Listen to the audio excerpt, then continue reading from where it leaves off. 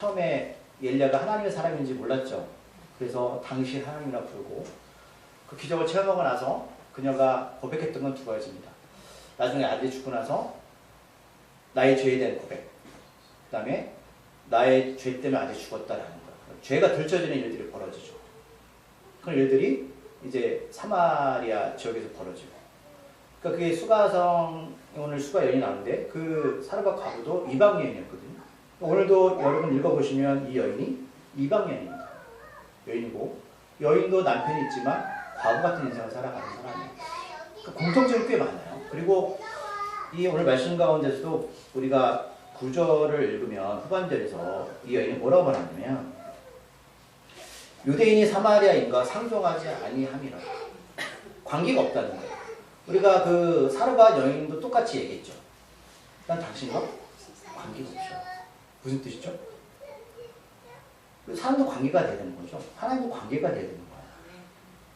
우리가 그냥 교회만 나온다고 하나님의 관계가 이루어지는 게 아니라 어떤 과정이 있고 그 관계를 맺는 특별한 매개체가 있는 거예요. 그게 예수인데, 오늘 제가 이 4장 전체를 읽어야 되는데 이 말씀을 한 절 한 절을 설명해 드리면 시간이 많이 걸려서 제가 대략적인 설명을 드릴 건데, 오늘 이 말씀에서 이제 스토리는 그거예요.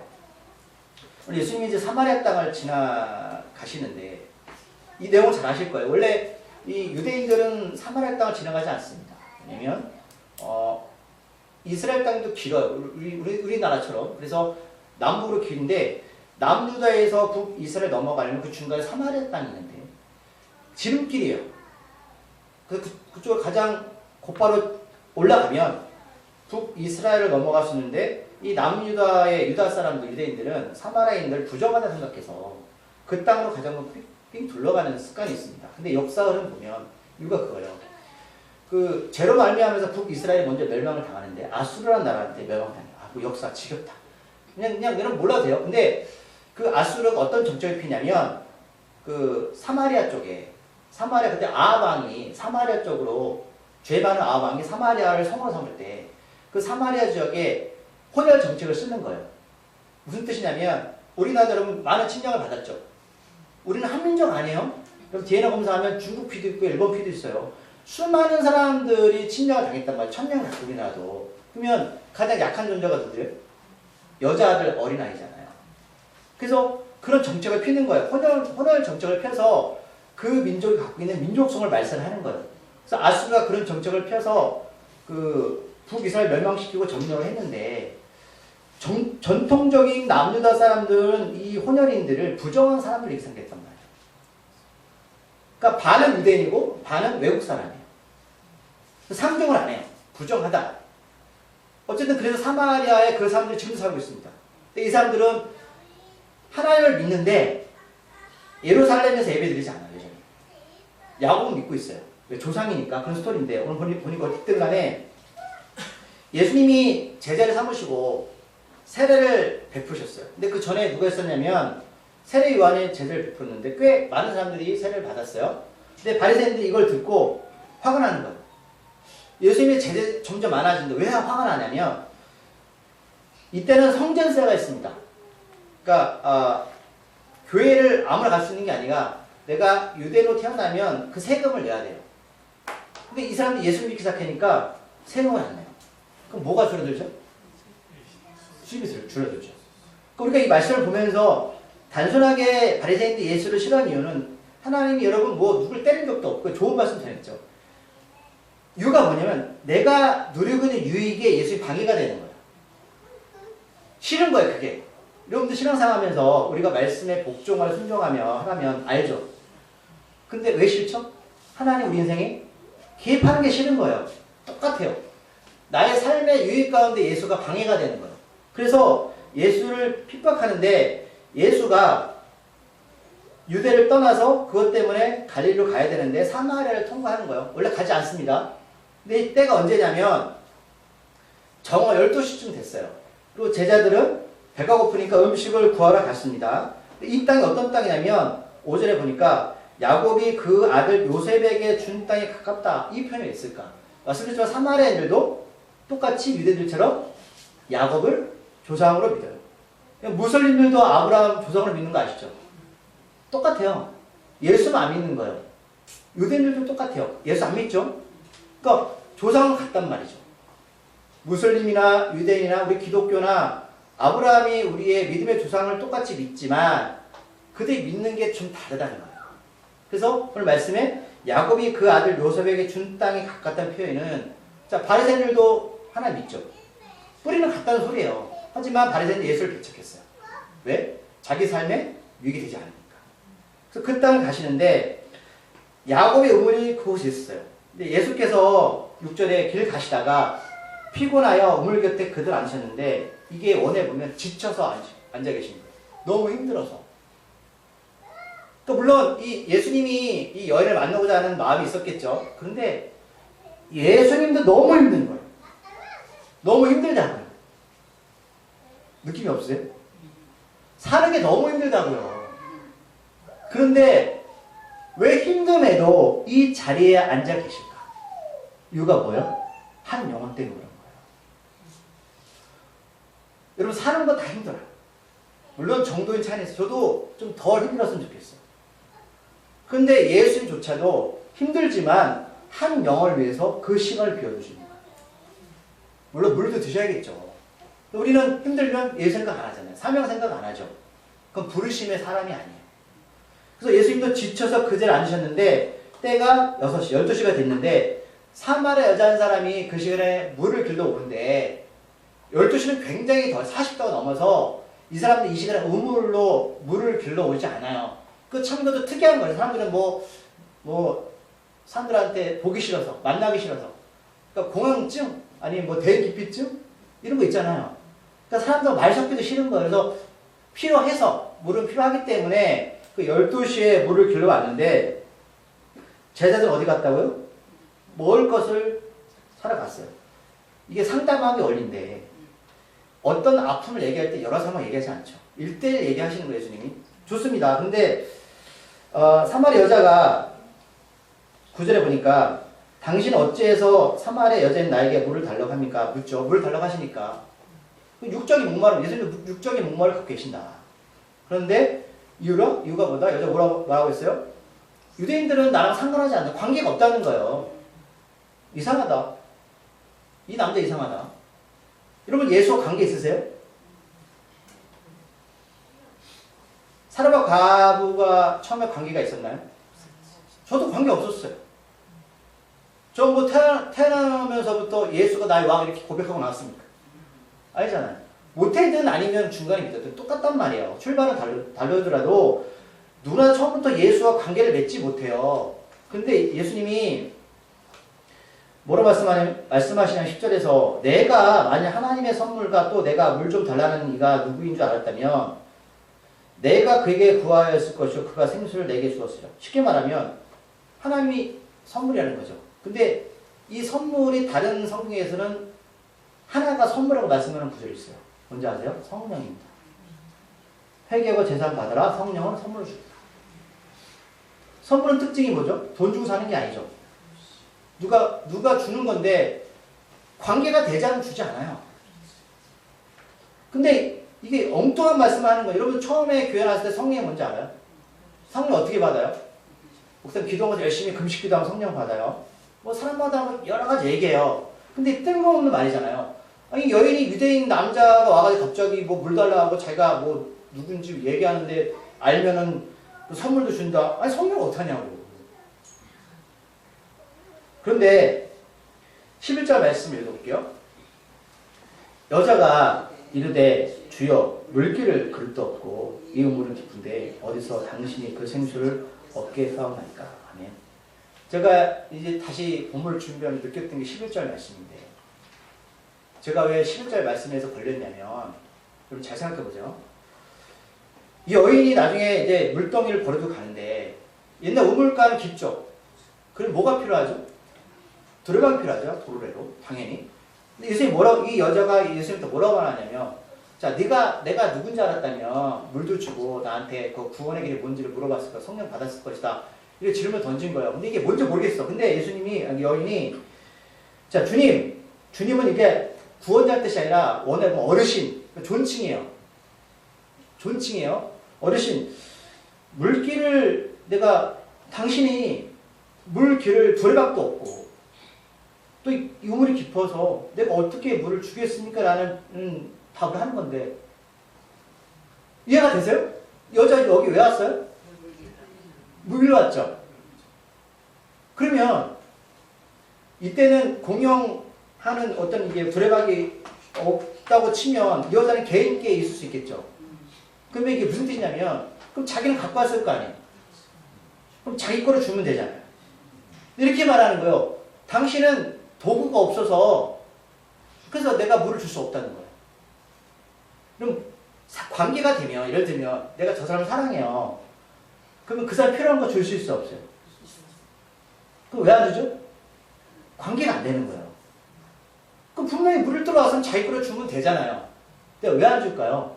물론 유대인과 사마리아 사이라면 벽이 있어서 또 원래 법에 이 길거리에서는 유대인들도 남자 여자 말을 못 걸어요. 이거 특이한 상황이에요. 더군다나 이방 여인한테 이렇게 말을 걸어서 물을 달라는 건 굉장히 특별한 상황이긴 하지만 자기가 있는 거 주면 되잖아요. 그래서 못 준다는 거예요. 아까 요한계시록 읽으셨나요? 우리가? 말씀 암송했죠? 신앙이 뭔지 아세요? 내가 문을 열어야 되는 거예요. 여인은 관계가 안 되면 자기 것도 못 주는 거예요. 자기가 퍼주면 되잖아. 근데 안 된다는 거예요. 그렇게 못 한다는 거예요. 그럼 아무리 신앙생활에서 교회 안에 들어오잖아요. 하나님 우리한테 구원의 길도 열어주셨고 하나님을 만날 수 있는 길도 열어주셨잖아요. 또 우리 뭐라고 말하냐면 당신이 도구 없어 나는 당신한테 줄 수 없다는 거예요. 내 걸 드려야 되는데 내 걸 못 줘요. 헌금 드리는 소리가 아니고 내가 하나님 앞에 나가지 못해요. 이게 굉장히 중요한 포인트라고요. 그래서 12절에서 뭐 야곱이 더 큽니까? 뭐 이렇게 얘기하면서 갑자기 예수님이 야 내가 주는 이 물을 마시는 자마다 다시 목마르지만 내가 주는 물을 마시는 자는 영원히 목마르지 아니할 거야. 지금 이 물은 육적인 물이었잖아요. 근데 갑자기 예수님이 영적인 물로 넘어가는 거죠. 그러니까 여인은 지금 굉장히 헷갈리는 거죠. 말씀을 찾아볼게요. 이사야 58장 11절 말씀. 이사야 58장 11절.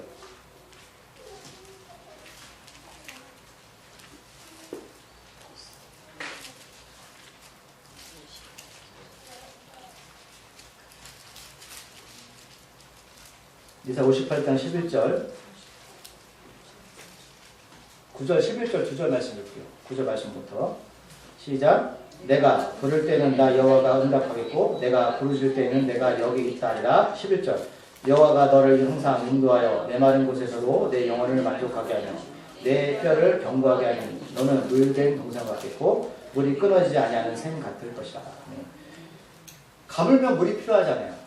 근데 뭐를 말씀하냐면 자 하나님 우리를 인도하려면 조건이 있는 거예요. 뭐를 말씀하시죠? 나를 불러라. 나 여호와가 응답하겠는데 그냥 부르면 안 돼. 부르짖어라. 부르짖어라. 그럼 내가 거기 있을 거고 내가 네가 있는 그곳에 인도해서 메마른 곳에 물을 줘서 영혼의 만족과 마른 뼈가 살아날 거라는 말 말씀하는 거죠. 다시 넘어가면 즉 여인은 똑같은 맥락 아니에요?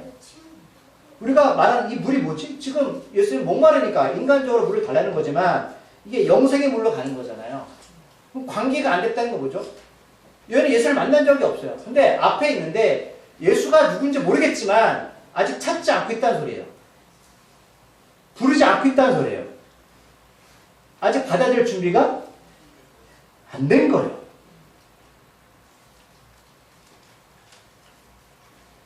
(15절) 뭐라고 말하냐면 읽어볼게요. 여자가 이르되 주여 그런 물을 내게 주사 목마르지도 않고 또 여기에 물 길러 오지도 않게 하옵소서. 아멘.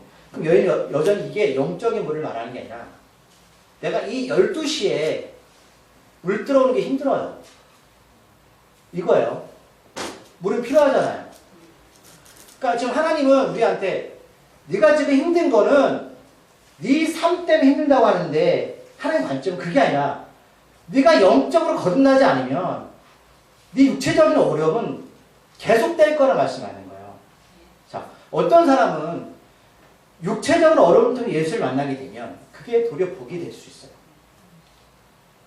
이 여자는 그게 싫은 거예요. 계속. 나는 12시에 계속 물 들어오는 게 힘들어요. 우리가 그러죠. 교회 나와도 하나님, 내 인생, 내 인생. 내가 겪고 있는 이 상황들이 모두 해결되면 내가 평화 안식이 올 거야. 물론 올 수 있어요. 그런데 하나님 관점이 뭐냐면 그게 너한테 오는 영원 안식이 아니라고 말씀하는 거예요. 하나님은 그걸 통해서 우리한테 이 물의 의미를 깨닫게 하시려고 하는데 요새 우리는 거기 매몰되어 있는 거예요. 나는 그저 예수 만나면 12시에 물 들어오는 것만 안 하면 돼. 나는 거기 관심 없어. 아니야. 그게 네 인생이 아니야. 그거는.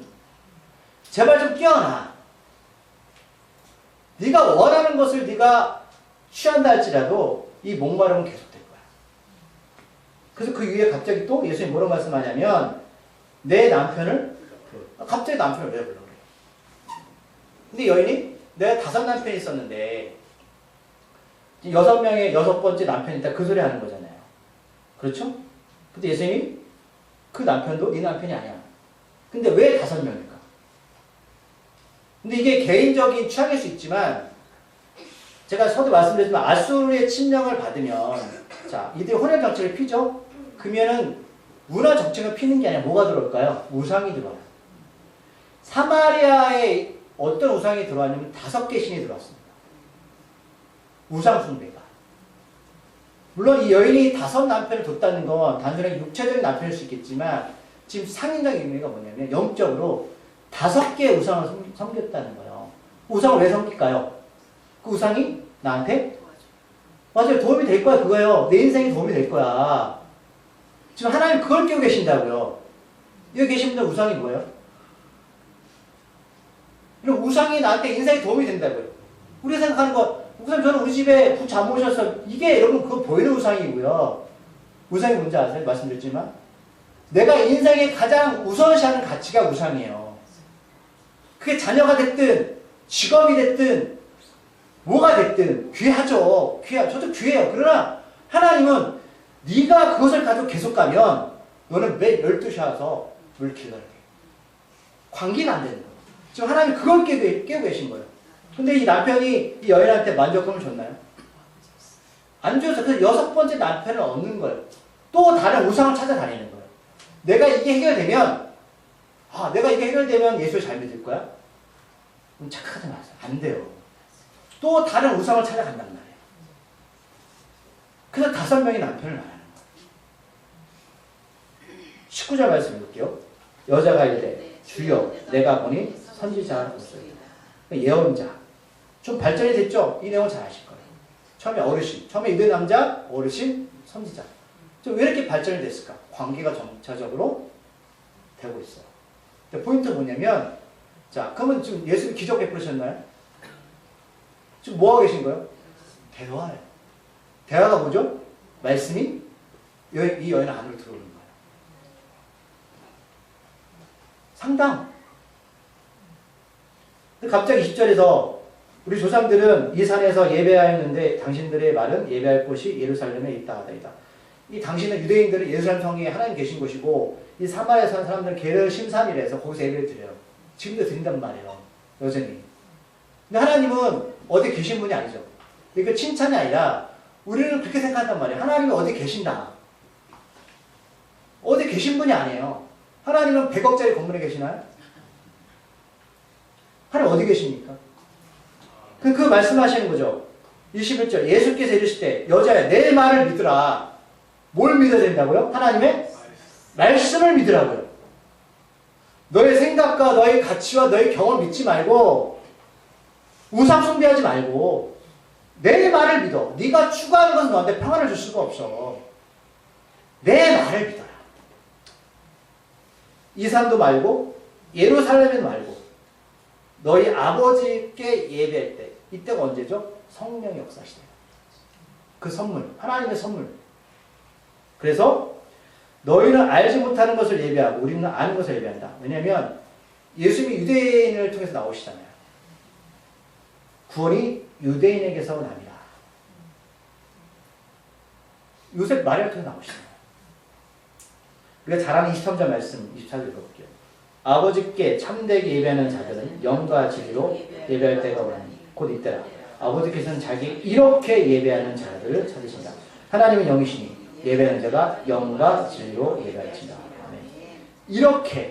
이렇게 정성도 아니고요, 착함도 아니고요, 성의도 아니에요. 하나님의 선물을 받은 자, 성령을 받은 자들의 예배, 그 장소는 중요하지 않다. 우리가 교회잖아요.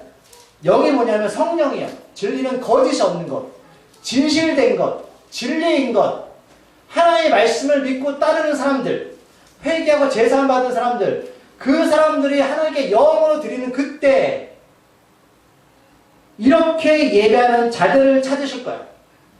하나님은 어떤 자들을 찾으시냐면 영으로 드리는 사람들, 성령으로 드리는 사람들의 예배자를 찾고 계세요. 몸으로 드리는 예배가 아니라 영으로 드리는 사람들. 말씀 한번 찾아볼게요. 베드로전서 1장 23절 말씀. 1장 23절.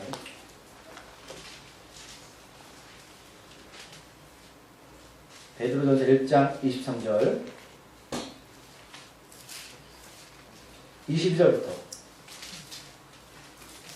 23절까지 377쪽 베드로전서 2장 22절 23절 시작.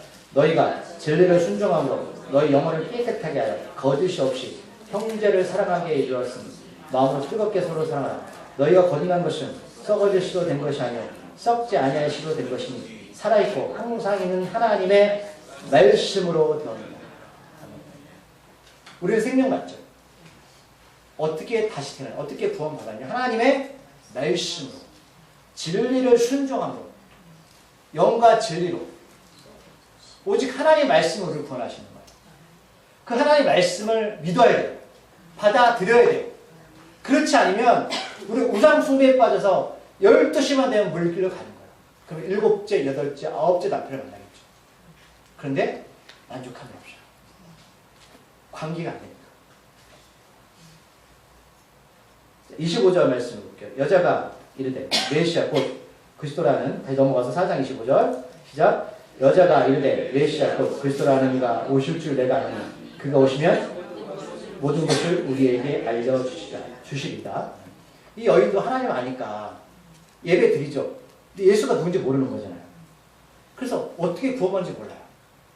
그래서 메시아가 온다고 들었는데 그분이 오면 그 길을 알려주신다. 이거는 그냥 추상적 아니에요. 예수 믿으면 구원받아요. 이러면 우리가 그거 안다고 구원받나요? 똑같은 거죠. 여전히 사상권대에 빠져서 우상을 숭배하면서 교회 다니지만 그 예수가 나의 예수가 아니에요. 하나님의 선물을 받지 못했어요. 그러나 뭔가 있는 것 같아. 그래서 예수가 뭐라고 말씀하시냐면 26절 중요하죠. 예수께서 이르시되 내게 말하는 내가 그라 하시라. 아멘. 내가 그다.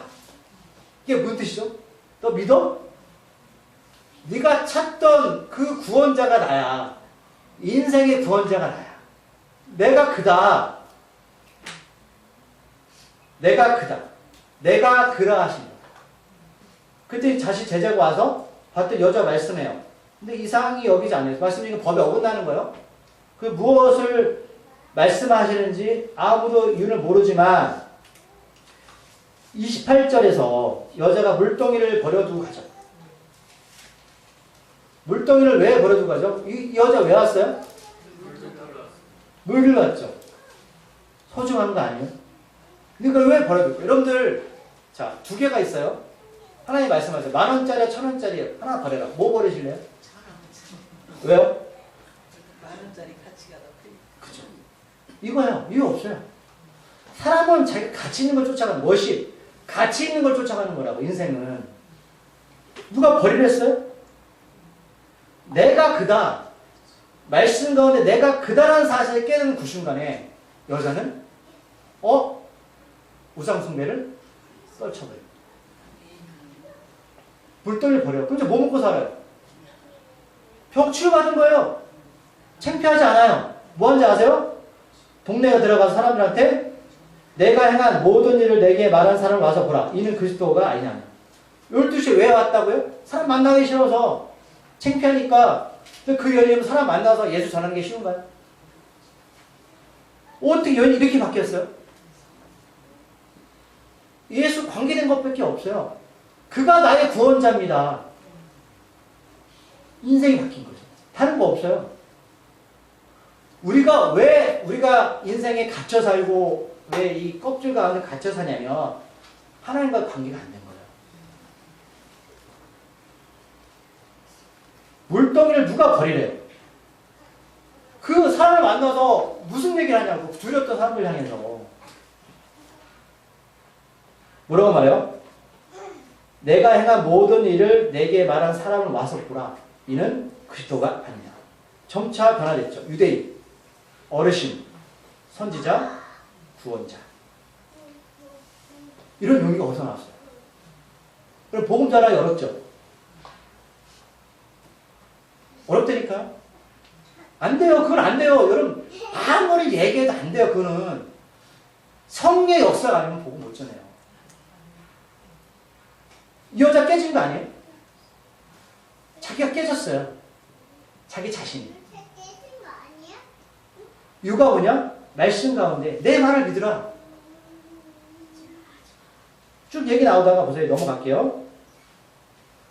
39절. 4장 39절. 여자의 말이 내가 행한 모든 것을 내가 그에게 말하였다 증언하므로 그 동네 중에 많은 사마리아인이 예수를 믿는 자라. 아니, 증언이 뭐죠? 내가 보고 들은 것을 말하는 거죠. 이게 복음이에요. 추상적인 것들, 내가 그냥 남이 말하는 것들, 그런가 보다. 이거 복음 아니에요. 복음은 기쁜 소식이에요. 내 안에 실제로 하나님 움직이는 삶을 살아가는 거예요. 그래서 40절 사마리아인들이 예수께 와서 자기들과 함께 유하기를 청하니 거기서 이틀을 머무셨는데 예수의 말씀으로 말미암아 믿는 자가 더욱 많았다. 기적 행하셨어요? 예수님 한 게 이틀 동안 뭐예요? 말씀만 전한 거예요. 이게 대단한 능력이라니까 여러분. 말씀만 전했다고요. 그럼 어떤 말씀 전할까요? 하나님 나는 어떤 곳이냐? 하나님 어떻게 들어갈 수 있냐? 하나님 자는 어떻게 살아야 되냐?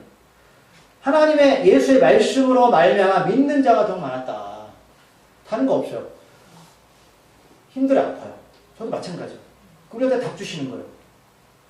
하나님 말씀을 믿으세요. 믿으세요. 머리를 믿지 마시고 날에 들어와서 이것을 움직일 수 있도록 날 내어드리세요. 하나님. 42절 마지막 말씀 읽어볼게요. 그 여자에게 말하되 이제 우리가 믿는 것은 내 말로 인함이 아니 이는 우리가 친히 듣고 그가 참으로 세상의 구주신 줄 알리라 하였더라. 아멘. 처음에는 사마리아 자기 동네에 가서 이 여인이 복음을 전했을 거 아니에요. 근데 그런 게 있나 보다 이 사람들이 알고 예수 이틀 동안 머물고 말씀 들었는데 지금 뭐라고 말하냐면 이제 이렇게 고백하는 거예요. 동네 사람들이 내가 예수를 믿는 건 네 말 때문에 믿는 게 아니라 우리가 친히 들었다. 그가 참으로 세상의 구주신 줄 알겠다. 라는 거예요. 그럼 이게 무슨 해석이냐면 우리가 누구한테 복음으로 예수를 전하지만 실제로 그걸 하나님 하신 거예요. 그리고 그 사람들이 친히 듣고 예수를 경험해야 되는 거예요. 증언자의 삶을 살아가는 거예요. 자, 말씀 제가 정리할게요. 여러분, 이게 제가 드리고 싶은 말씀은 뭐냐면 이 여인은 예수를 처음부터 구원자로 바라지 않았어요. 근데 하나님이 우리를 부르셨단 말이에요. 부르셨는데 예수가 진짜인가 아닌가 몰라요. 근데 우리 여자 하나님 관계가 안 돼서 예수를 만나고도 당신 거라 하세요. 난 내 거라 할 테니까. 이렇게 싸운단 말이에요. 근데 여기서 깨지는 그 순간에 이게 우리한테 선물로 성령 오시는 그 순간에 우리가 예배가 뭔지 알아요. 예배는 여러분 평안 얻고자 오는 게 아니에요. 예수를 만나러 오는 거예요. 말씀을 통해서. 그리고 그걸 통해서 끝이 아니라 세상에 나가서 그 예수를 전하라는 거예요. 전하라. 우리한테 말씀 전하라. 근데 그 힘은 너희로 하는 게 아니라 성령의 역사다라는 거예요. 그리고 많은 사람들이 그 복음을 듣고 갑자기 예수를 믿는 게 아니라 친히 하나님의 말씀을 들을 때가 와요. 이게 오늘 전체적인 스토리예요. 그 사르밧 과부 이야기와 오늘 이 사마리아, 이게 요한복음 4장에 2장의 첫 번째가 그 물이 포도주 변하는 사건이었죠. 두 번째 니고데모가 어떻게 내가 영생을 얻겠습니까? 라는 얘기였고, 세 번째는 이방 여인에 대한 복음에 대한 역사였어요. 이게 다 이유가 있는 하나님의 순서가 물이 포도주, 유대인의 구원, 그 다음에 이방인에 대한 구원까지 가는 거예요. 여러분 이 오늘 4장 읽으시면서 다 오늘 기억 못해도 돼요. 그런데 21절 말씀만 우리가 한 번 더 읽고 마시도록 할게요. 21절 시작. 예수께서 이르시되 여자여 내 말을 믿으라. 여기까지 읽을게요. 여자여 내 말을 믿으라. 26절 예수께서 이르시되 내게 말하는 내가 그라. 예수님 말씀이잖아요. 말씀이 하나님이시고 말씀을 믿으세요. 말씀을 붙잡고 기도하시고 말씀에 순종하시고 굴복하세요. 그래서 성령과 모인 사람이 예배가 하나님 받으신 예배예요. 우리가 아무리 몸으로 해도 하나님 받지 않아요. 그건 이방인의 예배인 거예요. 이방인은 어떻게 드리죠? 정성으로 뭔가 뭐 이렇게 하고 그거 아니에요. 그거 아니에요. 하나님은 영이시기 때문에 그런 예배가 아니에요. 만약 우리가 이게 안 가면 물론 살면서 우리가 필요한 것들이 있고 원하는 것들이 있는데 여전히 남편을 두고 우상숭배하는 삶을 끝나버립니다. 살아보세요. 얼마나 어려운 일도 우리 인생 가운데 많이 올지 몰라요. 이 자는 일들. 내가 하는 열심히 하는 것들은 얻을지 모르겠지만 우리가 경험하지 못했던, 우리가 예상하지 못했던 그런 돌발 상황을 우리 생각에 닥치게 될 거예요. 그때 빨리 깨달으셔야 돼요. 자, 기도하겠습니다. 하나님 은혜가 우리에게 충만하기를 소망합니다.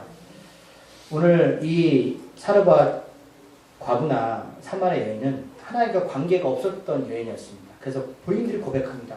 당신과 나는 관계되지 않습니다.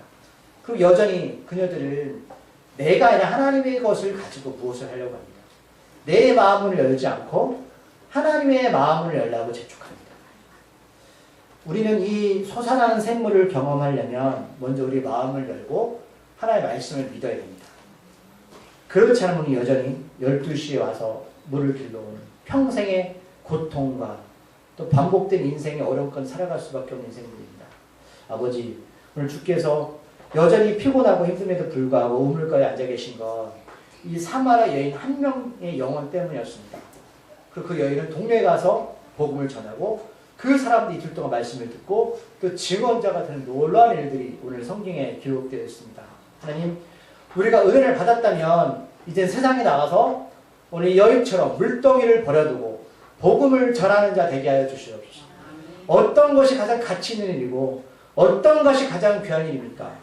그럼 우리는 이 여인의 아픔이었던 사람과의 관계의 회복, 그 다음에 어려움들, 또 여러 가지 관계성이 회복된 역사가 일어나는 것을 경험합니다.